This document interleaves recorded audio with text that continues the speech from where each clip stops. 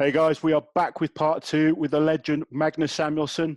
Thank you for coming on. It's so good to see you. You know, you're looking, I'm looking older than you. How old are you now? Man, can't say that. I'm 50. 50. Yeah. What do you think when you see the likes of kind of Nick Best and Mark Felix still competing at that kind of age? I mean, credits, it's all well done. And I think also it has a bit to do with the physique will work pretty well as long as you mentally have the hunger and desire to do it. But of course, it's getting harder and harder with age. But yeah. Well, we both discussed this those guys in part. doing a tremendous good job. Yeah. Well, I mean, we discussed in part one how, you know, life takes a different turn, and I think families, you know, businesses, things like that start to become more important. Obviously, when you're younger, training is everything. And I really think it depends on the character, because you get some guys, like someone like Zadrunas, for instance. It amazes me that he's still going because he's achieved everything. And I think with myself, you know, what can I achieve more than I already have? You know, the only thing I could do better is to get on the podium or win World's Strongest Man. I'm at a stage now, I don't think that's possible anymore. You know, but 5-10 years ago, I believed I could do it.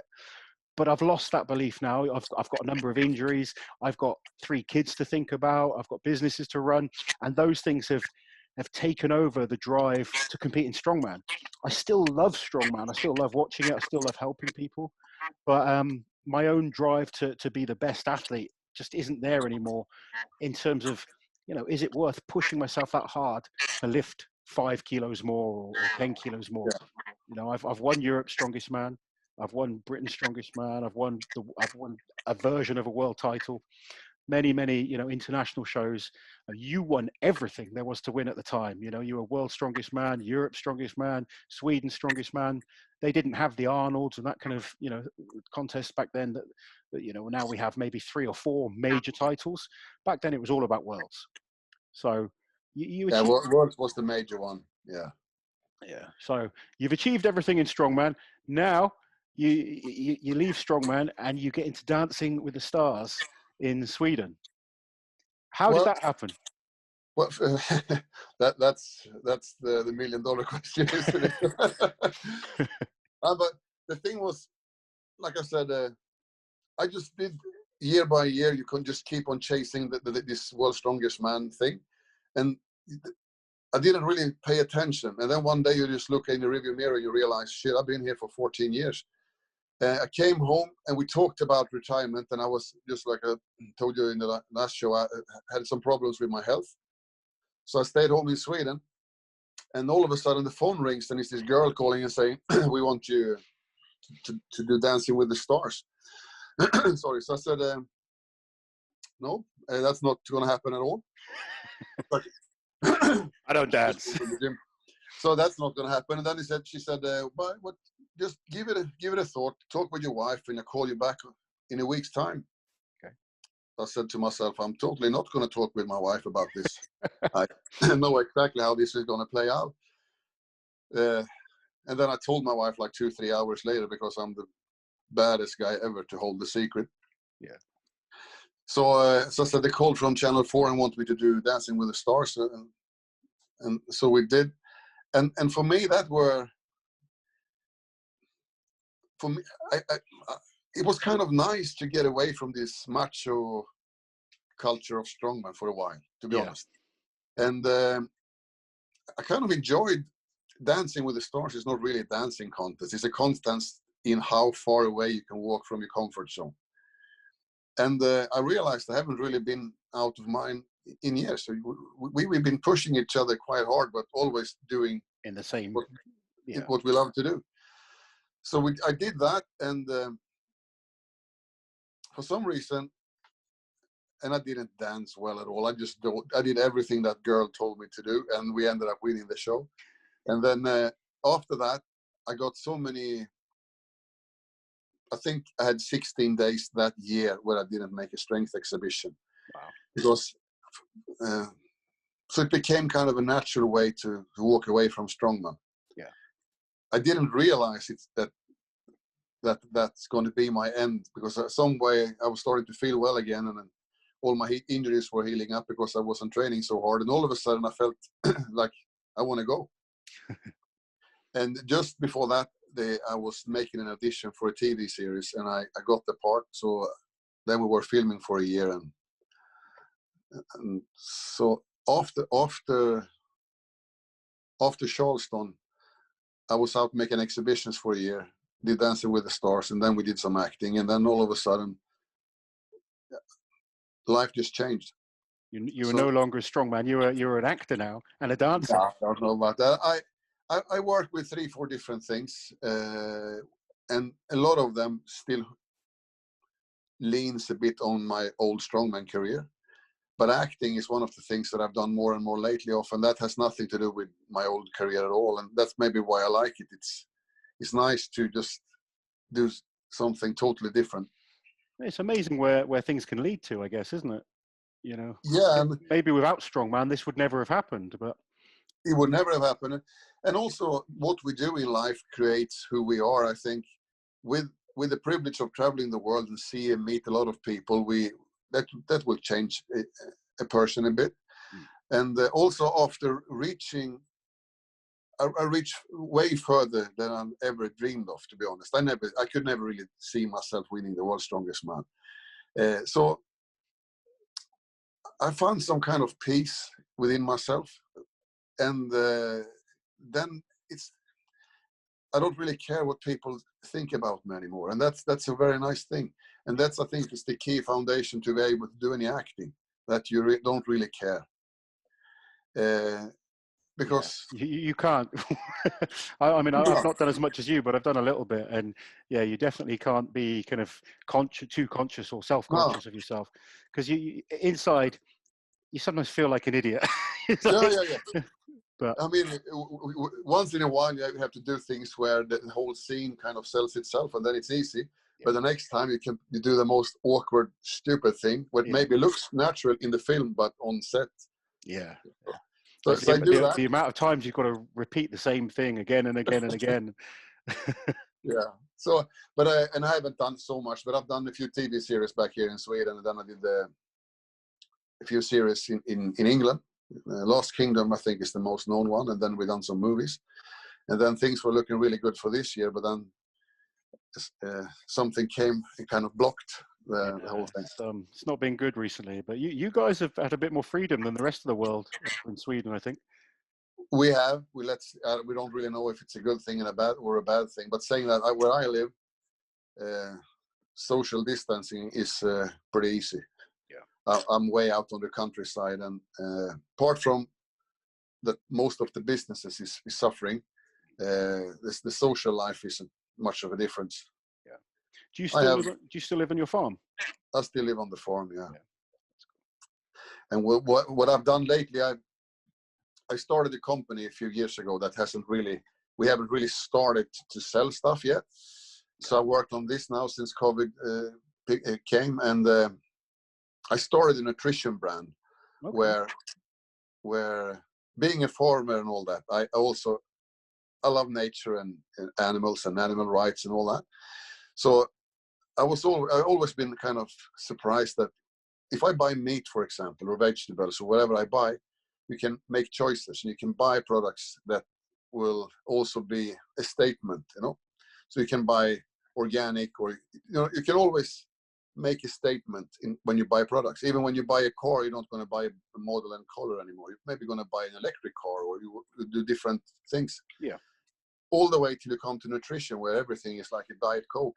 It will just claim stuff on the front side, and then nobody knows where it comes from. Nobody knows really what's in it, but they say it's 30 grams of protein. Yeah. So I've started a brand where everything is pretty honest. I don't have any artificial sweeteners. I don't have anything stupid in it. Okay. And I only use material where I can say this comes from that field. So we're launching that, and then I've made 100,000 meal replacement packages that I've given out to hospitals over the last 3 weeks. Yeah. So they're sitting in my garage labeling manually packages. Okay, that's good. You're very hands-on with it all then. I mean, what can you do? I mean, everything else is pretty much just dead stopped. So let's work with this and see what happens. So how old are your children now? I have my boy is 18 and my girl is 15. Okay, so turning 16. they're getting older now. So you've got more, you know, I guess you've got more free time to focus on the business side of things. And yeah, but also I have the best wife you can have. So it's been my job to, you know, put money on the table and all that. But she's been very, very supportive in everything I've done. She supported you. I mean, I remember, you know, as a fan watching, she was always there with you, supporting you, you know, by your side. How important was her role, you know, helping you in your career? I think, and I see that with you as well. For me, it's always maybe me on the podium and getting all the applause, but it's by no means my effort alone. It's always a big team. My wife, most of all, and then my brother and my family that always supported me, and it's like the whole team that makes it worth doing. Yeah. And before everything we have done, even after competing, it's always me and my wife having a talk. Shall we do this or shall we not? Yeah. And then if we say let's do it, then we both together try to make it as good as possible. I mean, you guys, you know, I think you said you've been together, what, 25 years, something like that? Yeah, I think 31st of July this year is 25 years. Yeah. That's amazing. And I remember watching from your first World. She was there by your side. She's still with you now through all these different things. It's incredible. Obviously, you know, you've met Liz. She's so supportive of me and what I do. And it really makes a big difference having that.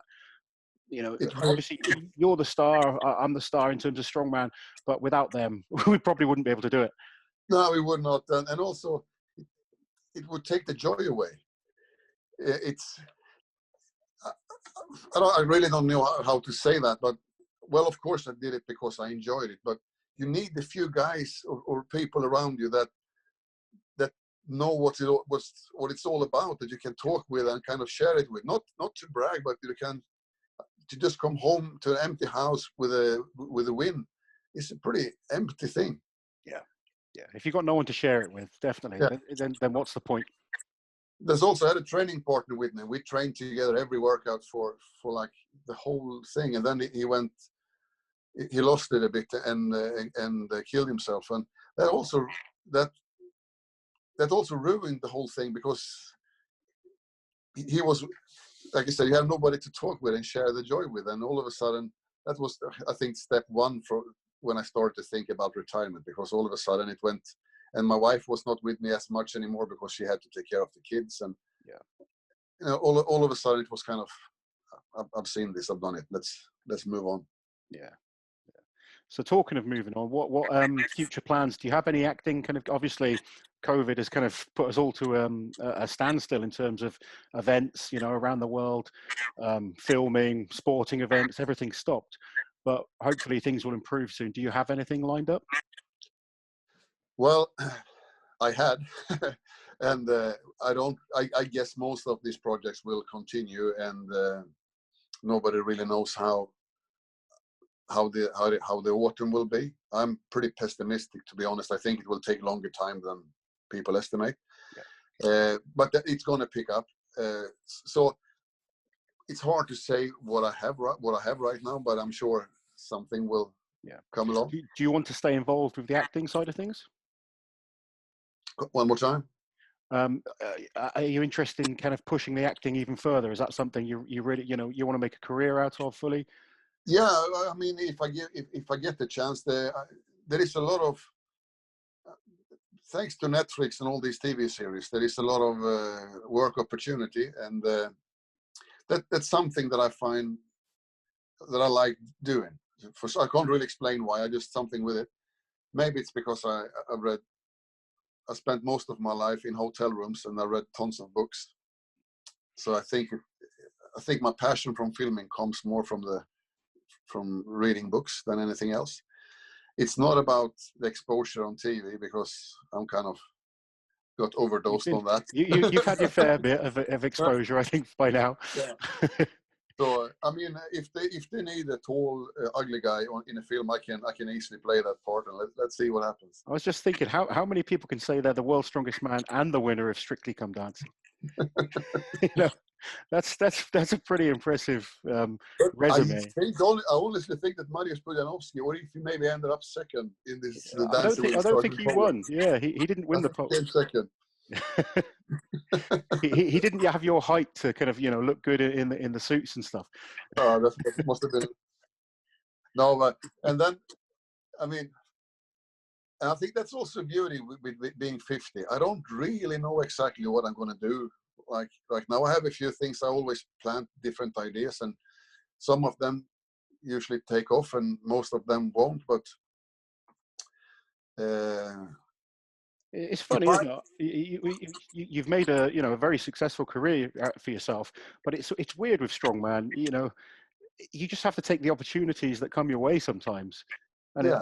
I think for both of us, I guess that's probably been one of the fantastic things about the sport. Is we can say there's good and bad things that happen in strongman, but to get that opportunity to be on TV, travel the world, meet new people, nothing can give you those experiences in terms of like education. And for me, I've loved every minute of it, even the downs. When I look back, the downs actually make the ups worth it.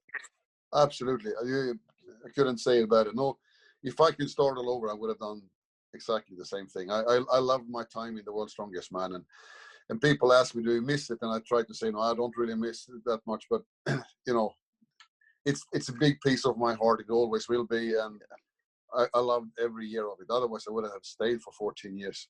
It looked like you enjoyed it when you came over to watch in London last year.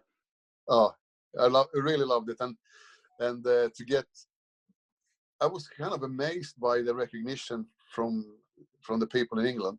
Well, you're a huge superstar. I mean, to people, especially like 30 plus, maybe the younger guys not so much, but the guys like 30 to 40 range, you are a star of strongman. Every single Christmas you would have been on our TVs, and you were such a kind of imposing figure, and your wife as well. I remember a silly clip they did for the BBC version of World's Strongest Man, and there's your wife kind of saying what she likes about you.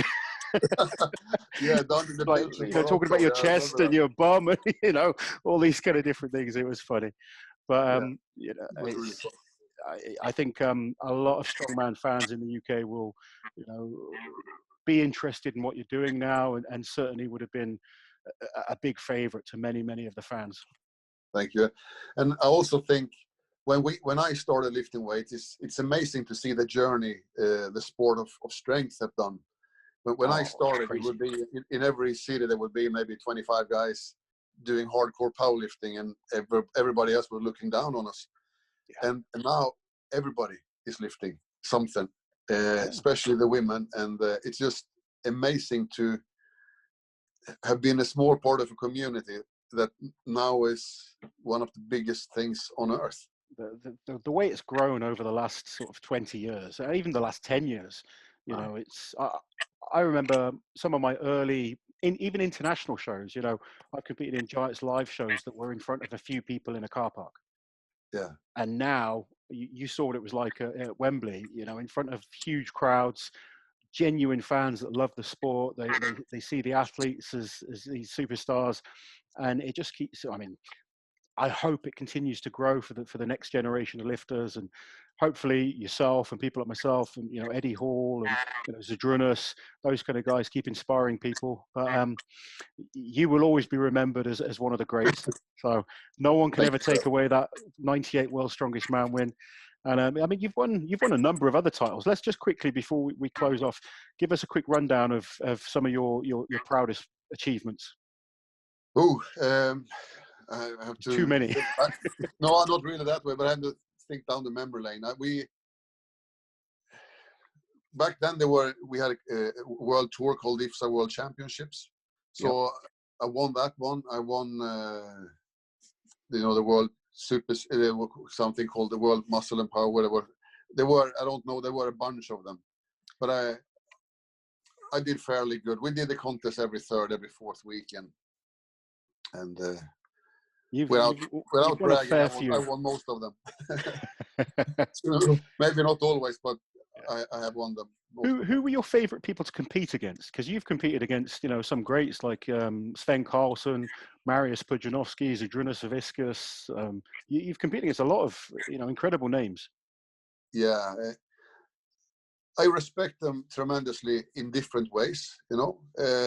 If you ask me, who's probably the best strength athlete of all time, it would be rude almost not to say Zydrunas Savickas, because he maybe was not the fastest guy, and but all that, he could move tremendously well for being that big, and the strength achievements he have done is amazing. So he's one of them. I also must say that a guy like Phil Pfister in his own way was impressive. Mm-hmm. Maybe not as hard in the gym as we were and all that, but as a physical guy on the competition field, I liked watching him. Yeah. In different ways, they all had their own thing. And once in a while, I also think about people that maybe didn't get all the credit they should have gone, because the line of events at the time didn't suit them so well. If you take a guy, for example, like Mark Filippi, he would probably have done pretty well nowadays. Yeah, strong guy. With a massive squat and deadlift, but back then it were more moving about than that. So, I mean, things have changed. But if I have to answer your question correctly, contest made in Canada and America for Hugo Gerard would have been my favorite, because we had pretty similar strength. Yeah. So everything he was good in normally suited me. He was a better scorer than me, but I used to enjoy watching Hugo as well. He was probably one of the best guys never to win World's Strongest Man. Yeah, he was really good, and also a great guy. So he put it on a show every year up north of Quebec called Delbo de Mousti or something like that. Yeah, and it was one of the highlights of the whole year. It was really great. That I remember the first time I was competing there. It was a 2-day contest. And I was chasing Hugo as hard as I could. And the first night I couldn't sleep because I had this whistling sound in my ear from all the audience being so loud. So it was fantastic. Hostile to anyone that wasn't from Canada. No, they loved everybody. I must say, that was a really great show, that one. Yeah. Oh, that's brilliant. I think that's the great thing. I mean, like I said, I mean, I think leaving the sport is tough, to kind of come to that point where you think, now it's time to move on. But I think when you can look back and see the things that you enjoyed about it, that's the nicest part of the sport. For me, there's been a lot of great memories. I can see for you, there's so many. And it's nice to see an athlete that's managed to kind of cross over into something else. It gives me a lot of inspiration, with what I'm doing right now. I want to say a huge thank you for coming on. It's been really great to talk to you. I hope a lot of the fans have enjoyed it. Guys, please remember to like, share, and subscribe to the channel. Comment below. If anyone wanted to kind of follow you, do you have like an Instagram or anything they can kind of get hold of you? Yeah, they can find me on Instagram. I have to double check what my call out is on Instagram. No worries. I'll put a link in the description below for that. But once again, thank you so much, Magnus. Look after yourself, stay safe, and we will speak to you soon. All right, take care. Take care. I hope this thing calm down soon so I can travel over to England and see you in person. Yeah, it'd be great to have you over. We'll get maybe some bodybuilding training in together. Let's do that. All right, buddy. Take care. Thank you. Cheers.